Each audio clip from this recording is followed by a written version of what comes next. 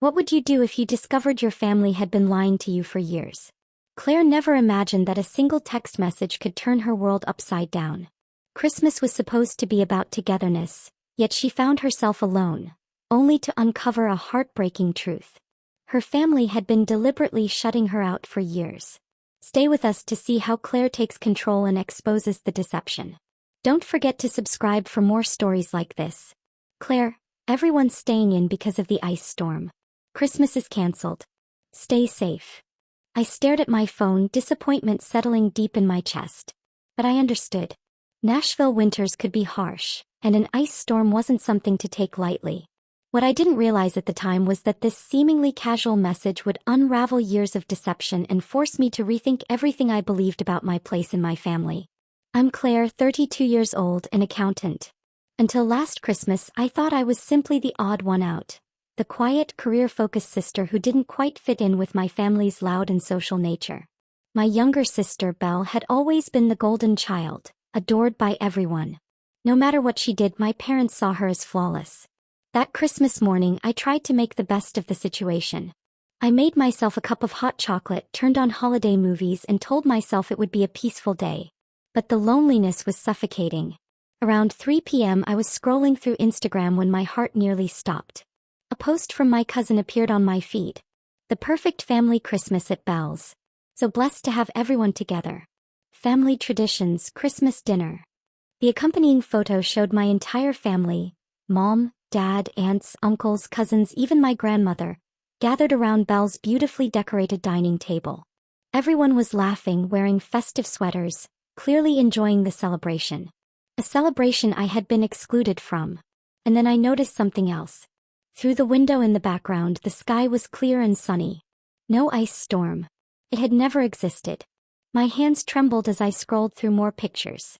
There was my dad carving the turkey, my mom arranging her famous Christmas cookies, my little nieces and nephews tearing open gifts. A sickening realization settled in. The excuse about the ice storm had been a complete lie. A convenient fabrication to keep me away. I sat frozen, my stomach twisting. How many times had they done this? How many cancelled events had actually happened without me? How long had they been deliberately shutting me out while pretending to care? The next morning my phone rang.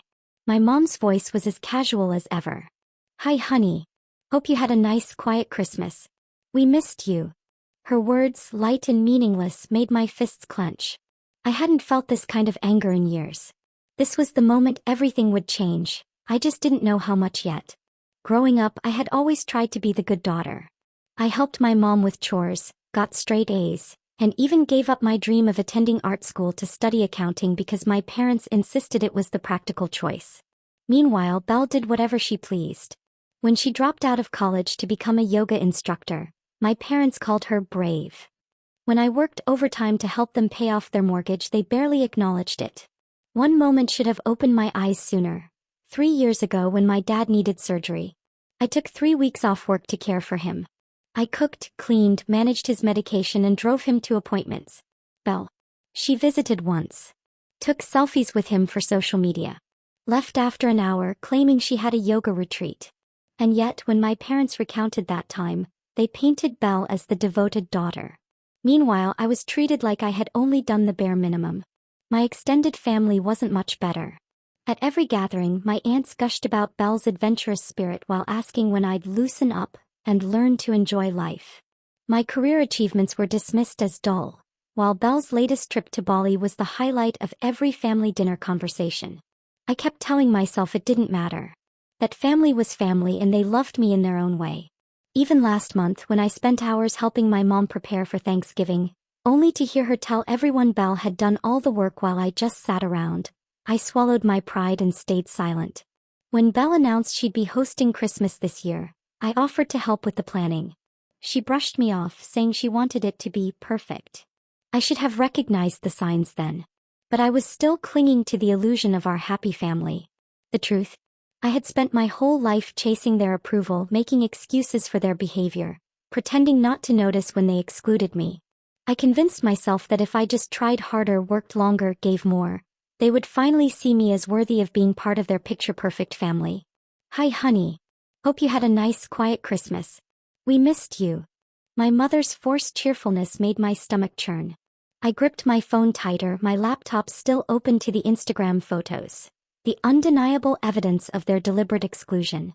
Really? Kept my voice steady. Because Mia's social media post shows that everyone had a wonderful time at Belle's house. Everyone except me. Silence. The kind that speaks louder than words. I could almost picture my mother's expression. The momentary guilt before she crafted an excuse. Oh well. Belle planned it last minute. And you know how you can be at gatherings so quiet, making things awkward. We just thought. Thought what? I cut in. That it would be better to lie to me? That I should spend Christmas alone while you all pretended to be stuck at home too. My mother sighed. Don't be dramatic. We were just trying to avoid any awkwardness. You know how Belle wanted everything to be perfect. That's when it hit me. All the times plans had mysteriously fallen through. All the family photos I'd seen later on social media. This wasn't an accident. This was a pattern. How many times? My voice was barely above a whisper. How many times have you lied to me about this? More silence. Then my mother scoffed. Claire, you're being overly sensitive. This is exactly why. I cut her off. Why you exclude me? Why you act like I don't exist unless you need something? Why Belle is the perfect daughter and I'm treated like an afterthought? That's not fair, she snapped. We love you both equally. It's just, Belle puts in the effort to be part of the family. You're always so busy with work. I let out a bitter laugh. Busy? You mean busy helping pay off your mortgage? Busy taking care of Dad when no one else would? That kind of busy. Her tone turned sharp. If you're going to be like this, maybe we need some space. Call me when you're ready to be reasonable. The line went dead. I sat there, phone still in hand, memories crashing down in painful clarity. Every excuse. Every dismissal. Every moment of being pushed aside. It had never been a misunderstanding. It was intentional. And for the first time in my life, I finally saw the truth. I didn't have a family. I had people who shared my DNA but treated me like an afterthought. That phone call was the final straw. Something inside me snapped. I was done being the family doormat. I opened my laptop and started typing an email. To my parents, Belle, my aunts, uncles, cousins, everyone. Years of buried resentment spilled out, raw and unfiltered. I've seen the photos from Christmas dinner, I wrote, my heart pounding. The same dinner I was told was cancelled due to an ice storm. I want you all to know exactly what you did. You didn't just exclude me. You coordinated an elaborate lie to make sure I spent Christmas alone. I attached screenshots. My mom's message, stay home, everyone's doing the same, right next to their smiling holiday pictures. Then without hesitation I hit send. The responses came fast. Aunt Betty claimed they'd simply forgotten to update me. Uncle Robert insisted I was overreacting. My cousin Mia, whose post had exposed their lie, quickly deleted the photos and sent me a furious message. Why are you causing unnecessary drama? Then came Belle's response, long, condescending, and dripping with self-righteousness. She lectured me about how I never made an effort and how she just wanted one perfect holiday. The worst part, she had the audacity to say excluding me was for my own good because I clearly didn't enjoy family gatherings. But it was my parents' reaction that truly opened my eyes. Instead of apologizing, they went on the attack. My mother called mutual family friends, spinning a tale about how I was having a breakdown. My father sent a stern email about family privacy, and how I had crossed a line airing our dirty laundry. Then Belle texted. Mom's crying. Everyone's upset. And it's all because you couldn't just accept that maybe you're the problem. This is exactly why we didn't want you at Christmas. I felt like I was in an alternate reality. They had lied, excluded me, and yet I was the villain for exposing it. The more I stood my ground, the more they twisted the narrative. When I refused to apologize, they escalated. My mother started showing up at my workplace, causing scenes in the lobby. Belle posted vague social media updates about toxic people and choosing peace over family. My father threatened to cut me out of his will. But instead of scaring me, their actions only confirmed what I had finally realized. This wasn't a loving family protecting itself from a difficult member. This was a toxic system desperate to control someone who had finally stopped playing by their rules. I knew then, I needed to do more than expose their lies. I needed to break free. And little did they know I was already making a plan. A week after my email, I got a message from Ruth, an old family friend who had managed my parents' finances years ago. Claire, I've been following what's happening. There's something you need to know. Can we meet? I agreed to meet her at a quiet cafe downtown. She looked nervous, clutching a manila envelope. I've been carrying this guilt for years, she said, sliding the envelope across the table. Your father swore me to secrecy, but after seeing how they're treating you, I can't stay quiet anymore. Inside were bank statements and legal documents. As I read through them, my hands started shaking. According to these records, my grandfather had left me a $300,000 inheritance. Money meant specifically for my education and future.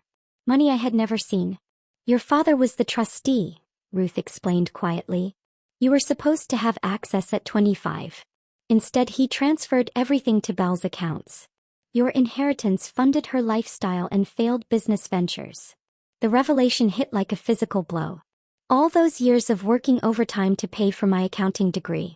The student loans I was still struggling with. The times I had helped them with their mortgage, feeling guilty that I wasn't contributing enough. All while they sat on my inheritance. There's more, Ruth continued.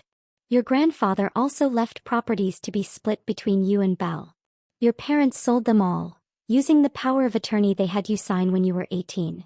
I felt sick.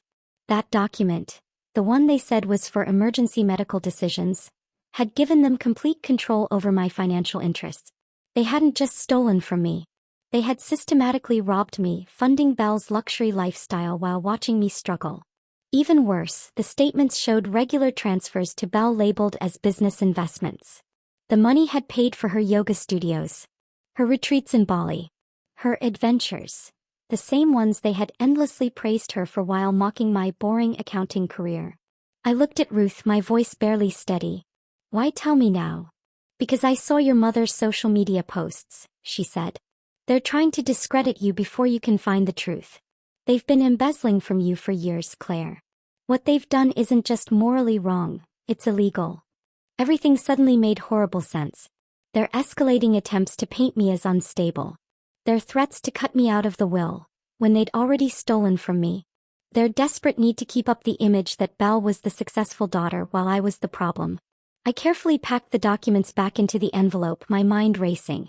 Thank you, Ruth, I said, standing. I know exactly what I need to do now. This wasn't just about a ruined Christmas anymore. This was about years of deception and theft. And the irony? I was an accountant, an expert in tracking financial fraud. They had spent years trying to manipulate me. Now I was about to make them pay. I looked them in the eyes and said, "You have 48 hours. Sign the confession, arrange the transfers, or I go to the police." Panic spread across their faces. My father practically dragged my hysterical mother and sister out the door. Within hours, the family group chat exploded. Messages poured in, relatives taking their side, calling me cruel, ungrateful, and dramatic. I stayed calm. The truth was on my side. The ball's in their court now, I told Sarah over the phone that night. But something tells me they won't make the right choice. I was prepared for anything. After all, they had already given me the greatest gift, freedom from their manipulation. The 48-hour deadline passed. As expected, they chose pride over honesty. No confession. No transfers. Instead, they scrambled to destroy the evidence. Closing accounts, shredding documents, even trying to pressure Ruth into retracting her statement. But they were too late. The morning after the deadline, I walked into the authorities' office and filed charges. By afternoon, the police were at their doors with search warrants. From my office window, I watched it unfold. Calm, steady. My father was escorted out of his workplace in handcuffs. Belle's yoga studio was seized as an asset, purchased with stolen funds. My mother's carefully curated social media persona crumbled when she was arrested during a charity committee meeting. The family group chat exploded again, but this time the tone was different. The same relatives who had defended them, silent. The ones who called me a liar, now pretending they never saw my messages. The local newspaper headline said it all. Prominent families fall from grace. Everything they had built, the lies, the image, the deception, shattered in a single day. That evening, my phone buzzed with a message from Ruth. "You did the right thing. Your grandfather would be proud." And I knew she was right. This was never about revenge. It was about justice. I sat in my new home in Denver watching snowflakes drift past my window. The court case had wrapped up months ago. My father and mother took plea deals and were ordered to pay restitution. Belle's yoga empire was gone. She had to get a real job as a receptionist. The perfect family image they fought so hard to maintain? Gone forever. Most of the relatives who had once enabled them? They cut me off. And yet, I didn't miss them. I had built something better. A support system of genuine friends. Colleagues who respected my work ethic. Even distant cousins who reached out to apologize for their past silence. Last week Ruth came to visit. Over coffee she handed me an old photo album she found while cleaning out her office. Inside were pictures of my grandfather and me, memories I had nearly forgotten. One photo stood out. I was a little girl sitting beside him on a dock. He was teaching me how to fish, both of us laughing at something long forgotten. He always said you were the strong one, Ruth told me softly. He knew they favored Belle, but he believed you would overcome it. I traced the edges of the photo, remembering his kind smile. He had tried to protect my future. And though it had taken years, his final gift had given me something far more valuable than money. The courage to stand up for myself. The strength to walk away. The freedom to build a life on my own terms. Because sometimes the best revenge isn't getting even. It's getting free. What do you do when the people who are supposed to love you the most are the ones keeping you in the cold? Claire spent years sacrificing for her family, hoping for their approval. She bent over backward to fit into a mold that was never meant for her. But when she uncovered the truth, that they had stolen from her, manipulated her, and systematically excluded her, she took back control. She didn't just expose their lies. She took everything they stole from her, her inheritance, her dignity, her peace. Now she's free. Living on her own terms, far from their toxic influence. Her parents and sister? They chose pride over honesty and it cost them everything. So here's the question. Would you have stayed silent hoping things would change? Or would you have fought back like Claire did, no matter the cost? Let's talk about it in the comments. And if this story resonated with you, don't forget to like, subscribe, and stay tuned for more.